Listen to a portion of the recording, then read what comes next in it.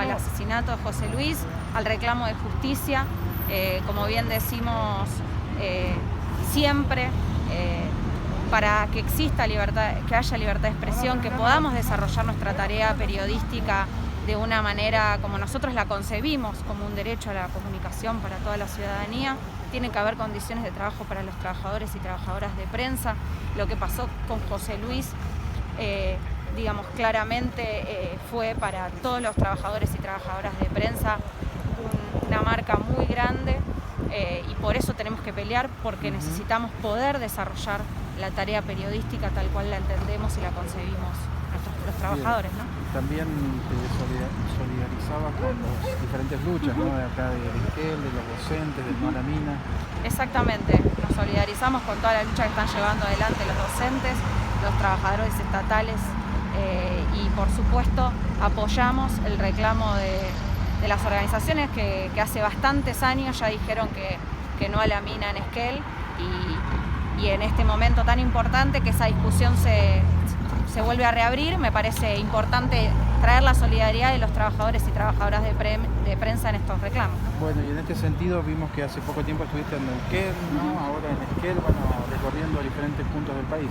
Sí, porque desde que asumimos en la federación en marzo tuvimos la pandemia y no pudimos hacer esta recorrida. En este momento también estamos dando una discusión por todo el tema de la zona patagónica, que es algo que a los trabajadores y trabajadoras de prensa de toda la Patagonia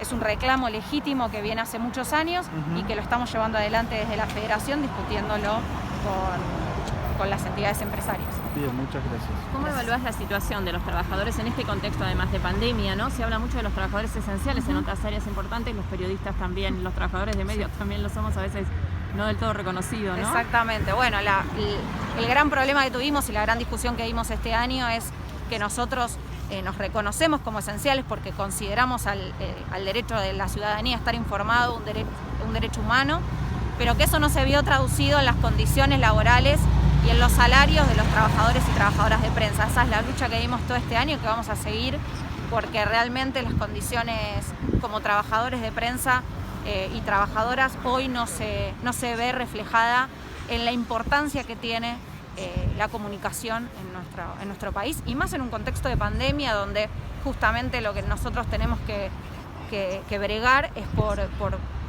dar noticias que justamente trasladen en la sociedad lo que realmente sucede y no falsas noticias, ¿no? La muerte de José Luis Cabeza fue un ataque a la libertad de expresión claramente. ¿Cómo sentís hoy que está la situación en nuestro país? ¿Cuánto hemos aprendido de eso?